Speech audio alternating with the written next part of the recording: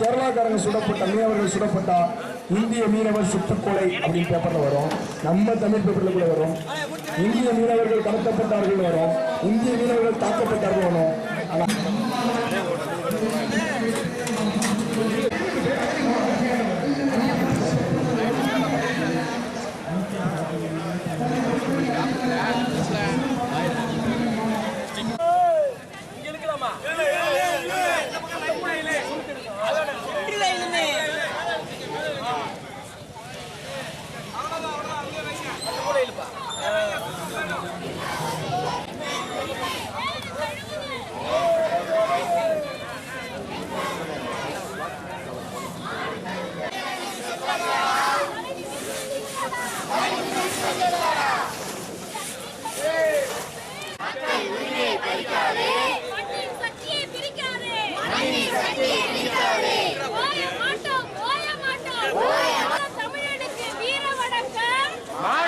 தமிழனுக்கு வீர வணக்கம். மாட்டு காத்த இளைஞனுக்கு வீர வணக்கம். மாட்டு காத்த இளைஞனுக்கு வீர வணக்கம்.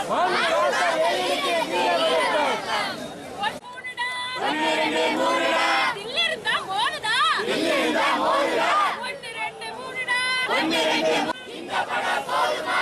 இன்னும் கொஞ்சம் வேணுமா? இன்னும் கொஞ்சம் வேணுமா? இந்த படம் போதுமா? இந்த படம் போதுமா? இன்னும் கொஞ்சம்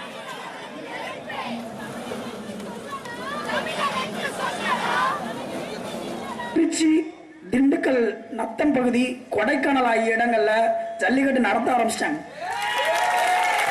அங்கு மஞ்சு விரட்டு ஆரம்பமாகிவிட்டது. அங்கு காலையில் அவிழ்த்து விடப்பட்டது. நம்முடைய இளைஞர்கள் ஏறு தழுவ ஆரம்பிச்சிட்டாங்க. ஏற்கனவே பல தடவை பண்ண மாதிரி இந்த தடவை இந்த போராட்டத்தை உனக்கு சாதகமா மாத்திக்குவ. எங்களுக்கு நல்லா தெரியும், நீ ஒன்னும் சட்டம் போட்டு எங்களுக்கு நடத்தல, நாங்க நடத்திக்கிறோம், நீ அவசர நாளை கொண்டு வா, நாங்க இன்னைக்கே நடத்துறோம்னு நேற்று திமிர் பிடிச்சு போய் ஒன்னும் வேலைக்கு ஆகாது என்பதை தெரிவித்துக்கிட்டு உசிலம்பட்டியை சேர்ந்த நண்பரை பேசலைக்கு. திமிர் பிடிச்ச தமிழரை விட செய்யாத காரியம் எதுவுமே கிடையாது தமிழ. நேற்று தான் சொன்னேன், ரயில் மறியல் பண்ணியாச்சு, பஸ் மறியல் பண்ணியாச்சு, சாலை மறியல் பண்ணியாச்சு, விமான மறியல் பண்ணியாச்சு.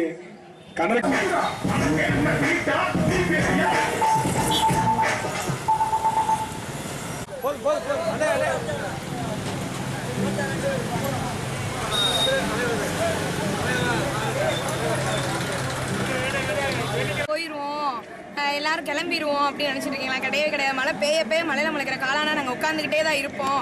எவ்வளோதான் இது பண்ணாலும் எங்களுக்கு ஜல்லிக்கட்டு வராமல் அவசர சட்டம் சொல்லிட்டு சும்மா நடத்துகிற மாதிரி நடத்திட்டு அப்படியே திருப்பி ஏதாவது பண்ணுறதுக்கு பண்ணலாம் அப்படிங்கிறத மட்டும் நினச்சிடாங்க. எங்களுக்கு ஃபுல்லாக எங்களுக்கு நிரந்தரமா எங்களுக்கு வருஷம் எங்களுக்கு ஜல்லிக்கட்டு நடக்கணும்.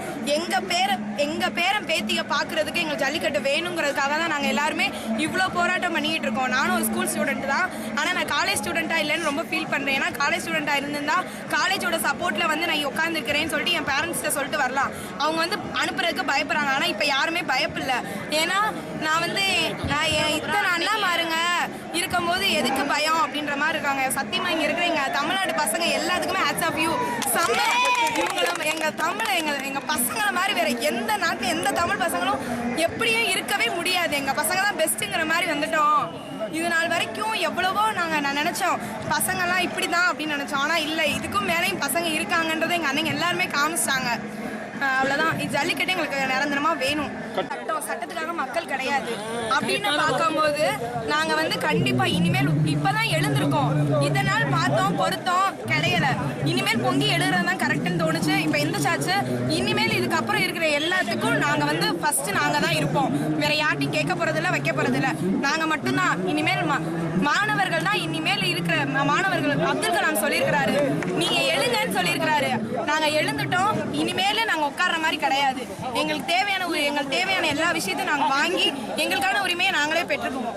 இந்த நாடு சுதந்திரம் அடைஞ்சதிலிருந்து இப்ப புதிய பொருளாதார கொள்கைன்ற ஒரு பன்னாட்டு கம்பெனியில வணிகத்துக்காக ஒற்றை சாளர்கள் மூலம் பன்னாட்டு முதலாளிக்கு உடனே அனுமதி தாரீங்க. எல்லா டிபார்ட்மெண்ட்டுக்கு சேர்ந்து ஒரே டிபார்ட்மெண்ட்ல விண்ணப்பிச்சா 24 மணி நேரத்துக்குள்ள பெர்மிஷன் தாரீங்க. எங்க ஜல்லிக்கட்டுக்கு மட்டும் ஒவ்வொரு துறையா போகணும், நீதிமன்றத்திற்கு, ஜனாதிபதிகிட்ட போகணும், பிரதமர்கிட்ட போகணும், முதலமைச்சர் போகணும்ன்றீங்க. இந்த பழைய சட்டங்கள் இந்த வெள்ளக்காரை வந்து இந்த மக்களை அடிமைப்படுத்துறதுக்காக கொண்டு வந்த இந்த சட்ட நடைமுறையை தூக்கி எறிஞ்சிட்டு இந்தியா சுதந்திரம் அடைஞ்சிருச்சுன்னா நமக்கான சட்டத்தை எழுதி காலத்துக்கேற்ற சட்டத்தை நீங்கள் மாற்றி எழுதி உடனே ஒப்புதல் தரணும்.